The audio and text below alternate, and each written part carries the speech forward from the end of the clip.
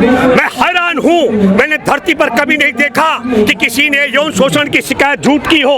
ये बालिकाएं रात दिन यहाँ बैठी हुई हैं और तब दोहरी भाषा बोली जा रही है। एक भाषा कही जा रही है कि साहब मोदी जी ठीक है। अरे मोदी की तरफ से तुषार मेहता ने सुप्रीम कोर्ट में कह दिया।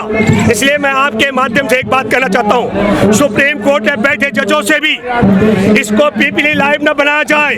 28 तारीख को इसकी सुनवाई है, तत्काल मुकदमा दर्ज होना चाहिए और उसके तत्काल बाद पुलिस को भी सद्बुद्धि आनी चाहिए। जांच पड़ताल का मामला जानबूझ करके लीपापोती करने का है। हमारे पास तो ये भी जानकारी मिली है, एक षड्यंत्र है, नरेंद्र मोदी का डबल खेल है। जिस तरीके से पुलवामा में जवानों की शहादत के बाद, मैं आपको अखबार की कटिंग दिखाता हूं, उसके बाद जब एयर स्ट्राइक हुई, हमारे देश की विदेश मंत्री सुषमा स्वराज आज जिंदा नहीं, हमारी उनके आत्मा को भगवान शांति प्रदान करे, उन्होंने बड़ा बयान दिया हैदराबाद में, एक भी पाकिस्तानी और एक भी पाकिस्तानी सैनिक एयर स्ट्राइक में नहीं मारा गया था। तो आप समझो, देश में माहौल बना करके वोट लेने वाले, मुझे लगता है नरेंद्र मोदी इन यौन शोषण की पीड़ित लड़कियों के मामले में भी यही भूमिका अदा करने वाला है। अगर सुप्रीम कोर्ट ने ब्रजभूषण शरण को जेल भेज दिया तो ये पार्टी से निकाल कर कहेंगे, जाएगा कर्नाटक में कहेगा देखो यौन शोषण करने वाले को मैंने पार्टी से निकाल दिया। और अगर ये अपने बलात्कारी यौन शोषण करने वाले ब्रजभूषण सिंह को बचा पाने में कामयाब हुए तो ये कहेंगे देखो ये पहलवान बेटियां मेरे सांसद का चीर हरण कर रही थी, ये राजनीति कर रही थी, हमारे देश की बेटियों के चरित्र पर सवाल खड़े करके वोट की राजनीति बिसात बता रहा है। और मैं बहुत साफ साफ कह रहा हूँ, दोनों नीति तय हो गई है। नरेंद्र मोदी ने तय कर लिया है, मैं जनता के बीच में जाऊंगा, अगर ब्रजभूषण शरण सुप्रीम कोर्ट के आदेश पर FIR दर्ज होने पर जेल चला गया तो दल से निकाल दूंगा, और अगर FIR दर्ज नहीं हुई तो चुनाव तक, वोट तक, कर्नाटक के वोट तक लटका के रखूंगा। अरे दावा करूंगा ये पहलवान बेटियां हमारी पार्टी का चरित्र का चीरहरण कर रहे हैं। अब आप सब लोगों से मैं अपील करता हूं, कल्पना कीजिए अगर आसाराम के बराबर इसकी औकात होती तो ये मासूम बेटियां न यहाँ धरना दे पाती, न मेरी हैसियत थी मैं यहाँ खड़ा होकर खम्भ ठोक के बोल पाता।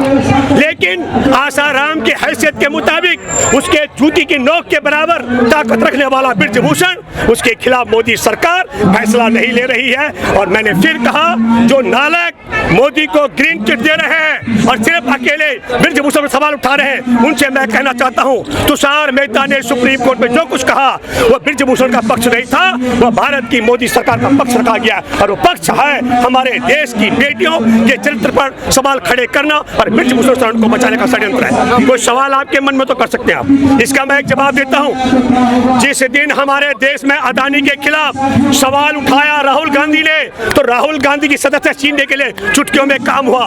अब राहुल गांधी ने दरवाजा खटखटाया गुजरात हाई कोर्ट का, बुधवार को सुनवाई होनी थी और बुधवार को न्यायमूर्ति ने कहा मैं इस मामले से सुनवाई नहीं कर सकती हूँ।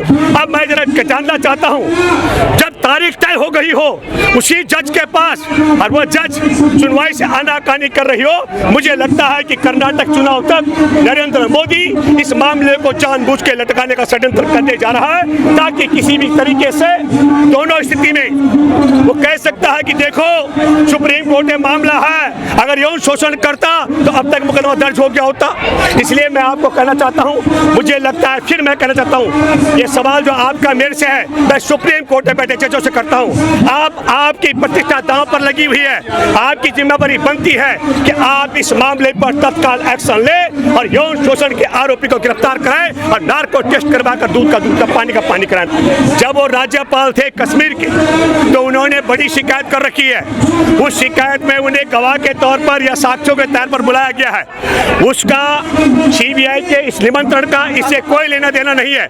लेकिन मैं आपको बताना चाहता हूं, सवाल ये नहीं है, सवाल ये है जिस समय हमारे देश के अंदर पुलवामा का मामला जोर से उठ रहा हो, बेटियों के यौन शोषण का मामला जोर से उठ रहा हो, देश के साथ गद्दारी करके और अदानी और चीन के साथ यारी का मामला जोर से उठ रहा हो, तब दिल्ली में एक आम आदमी पार्टी की सरकार ये 10 लाख के सूट की बात, फर्जी डिग्री की बात और भाजपा 45 करोड़ रुपए खर्चे की बात उठा करके मामले से ध्यान भटकाने का षड्यंत्र कर रहे हैं। देश में असल और बड़ा मुद्दा है, देश के अंदर अदानी के माध्यम से जो चीन को सारा देश का सामरिक दृष्टि से बंदरगाह, एयरपोर्ट, रेलवे स्टेशन और हथियार बनाने की कंपनियां बेची गई है, ये देश के साथ गद्दारी है। देश और दुनिया में ऐसी कोई महिला, कोई लड़की धरती पर नहीं है जो बेजा किसी पर यौन शोषण के आरोप लगाए। और मैं आपको बताना चाहता हूं, मुझे नहीं पता कि बृजभूषण सिंह जो सांसद है भाजपा का और कुश्ती महासंघ का राष्ट्रीय अध्यक्ष है, उसकी हैसियत और औकात कितनी बड़ी है, लेकिन मैं आपको बताना चाहता हूं, आसाराम बापू एक इनका होता था संत, उसके चरणों में लाल कृष्ण आडवाणी से लेकर नरेंद्र मोदी तक, और आपको बताता हूं एक से एक इनके नाम नहीं लूंगा मैं, तमाम नेता उसके दंडवत होते थे। उस आसाराम ने अपने ही भक्त की नाबालिग बेटी के साथ बलात्कार किया। भक्त की बेटी ने जब बलात्कार की बात उठाई तो उसके मां और बाप उसके खिलाफ थे और वह लड़की अकेली आई और उसने दिल्ली में मुकदमा दर्ज कराया। तब मनमोहन सिंह की सरकार थी, आप कल्पना कीजिए, मुझे नहीं पता तब 2013 के आसाराम की ताकत और इस बृजभूषण शरण की ताकत कितनी बड़ी है। और दूसरी बात मैं कहना चाहता हूं, तुषार मेहता सॉलिसिटर जनरल, मुझे तो दुख होता, अफसोस होता है ऐसे राजनेताओं पर जिनकी बेटियां सड़क में बैठी है। आज उन्होंने प्रैक्टिस करनी थी और वो राजनेता उस सरकार को बैसाखी दे रहे हैं जिस सरकार ने सुप्रीम कोर्ट में तुषार मेहता ने कहा पहले जांच होगी उसके बाद एफआईआर दर्ज होगी। आप सब लोग, मैं देशवासियों को पूछना चाहता हूं, यदि मनमोहन सिंह की सरकार भी तब आसाराम के बलात्कार के मामले में उस नाबालिग लड़की की शिकायत सुनने की बजाय पहले जांच पड़ताल करवाती, कौन पुलिस अधिकारी था जो ईमानदारी जांच कर सकता था?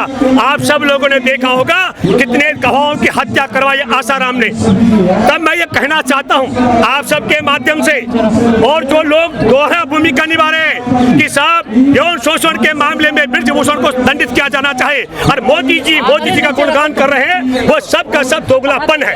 ये दोगलापन मैं इसलिए भी कहना चाहता हूं, जब तुषार मेहता ने सुप्रीम कोर्ट में किसका पक्ष रखा? नरेंद्र मोदी सरकार का पक्ष, और नरेंद्र मोदी सरकार ने कहा जांच होगी जिन 7 बालिकाओं का यौन शोषण हुआ कि नहीं हुआ।